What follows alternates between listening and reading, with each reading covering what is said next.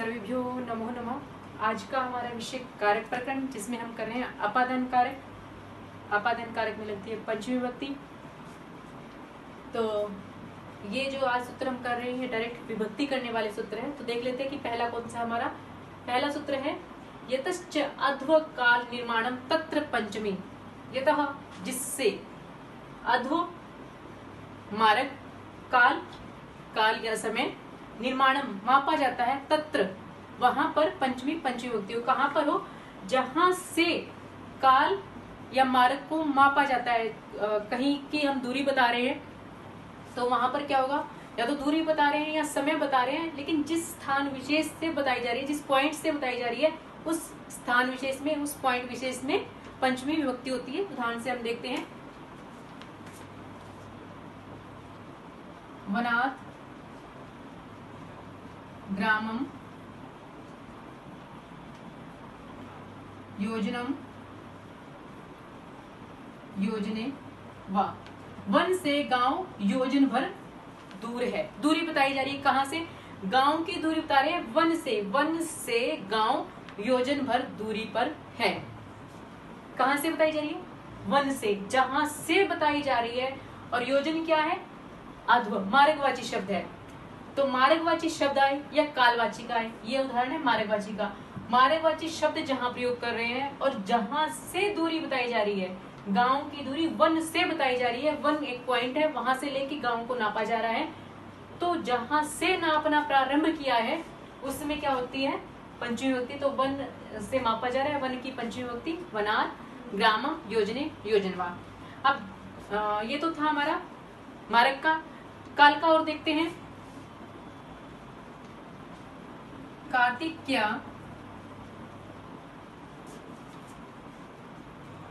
कार्तिक से अग्रहायणी मासे। कार्तिक्या अग्रहायणी मासे।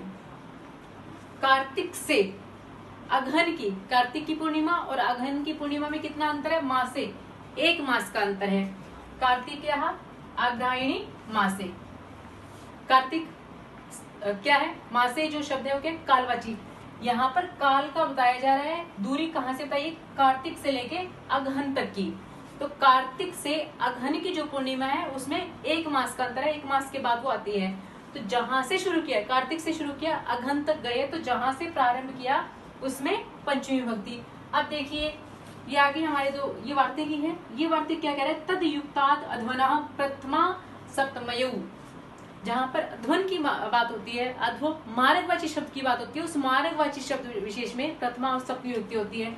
यहाँ देखिए ये जो उदाहरण था हमारा मार्गवाची का था, तो मार्ग में प्रथमा और सप्तमी विभक्ति का प्रयोग हुआ है।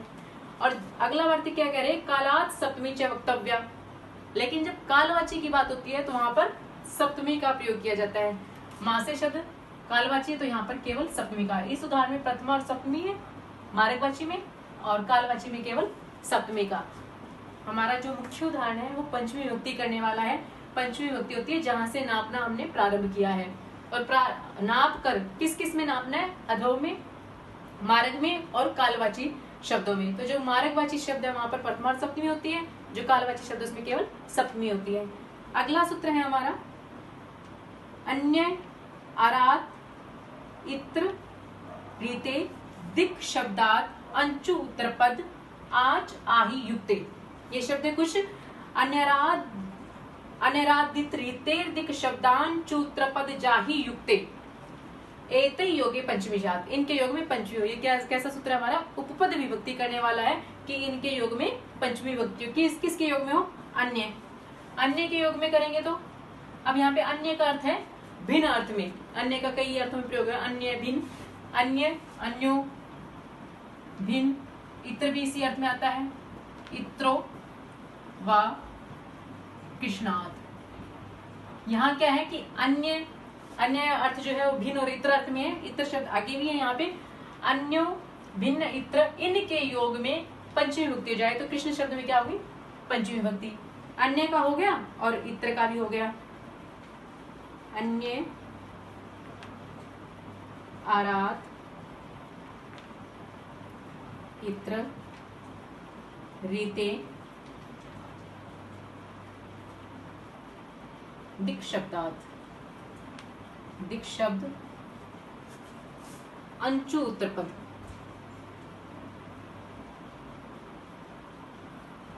आज और आयु, इनके योग में पंचमी विभक्ति होती है। अन्य का और उत्तर का उदाहरण हमने कर लिया। अब करते हैं आरात। आरात का मतलब है दूर या समीप।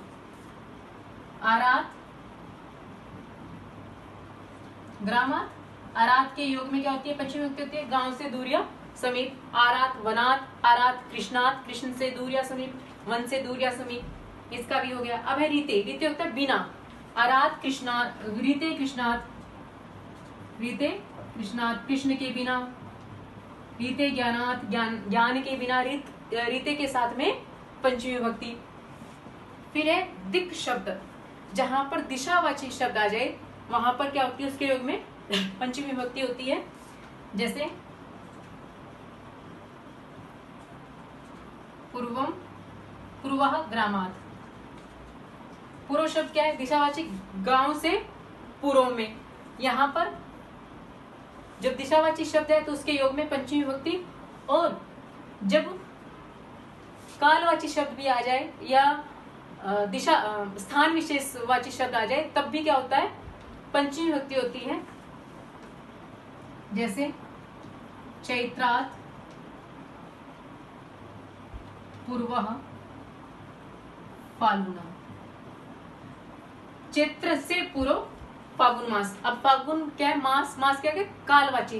कालवाची या स्थानवाची कोई शब्द होता है तो उसमें भी क्या होता है? जब ये पूर्व शब्द जो आया है उसके साथ पंचमी विभक्ति लगती है। दिक् शब्द तो ये कह रहा है कि दिशावाची शब्द जब आता है तब पंचमी होती है, लेकिन जब कालवाची शब्द होता है तब भी उसके योग में पंचमी विभक्ति होती है। जैसे कालवाची शब्द है फाल्गुन से पहले चैत्रात, चैत्र शब्द में पंचमी विभक्ति हो गई। अब इसके बाद कहते हैं अंचु उत्तरपद।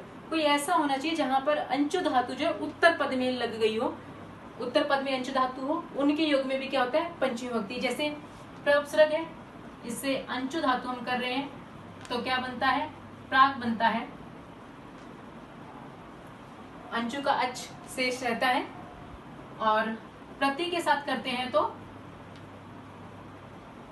अंचु का अच तो बनता है प्रत्यक। इनके योग में जो आता है उसमें भी पंचमी विभक्ति होती है। प्राक, प्रत्यक व ग्रामात, इनके योग में पंचमी विभक्ति। अब कहते हैं कि आज, या तो आज से युक्त कोई शब्द हो तो उनके योग में पंचमी, या फिर आही से युक्त हो। जैसे दक्षिण। दक्षिण शब्द से जब आज करेंगे तो बनेगा दक्षिणा। दक्षिणा ग्रामात। आज अंत में है तब भी उसके योग में पंचमी होती, ग्राम में पंचमी। और दक्षिण से जब आही करते हैं तो क्या बनता है? दक्षिणाही।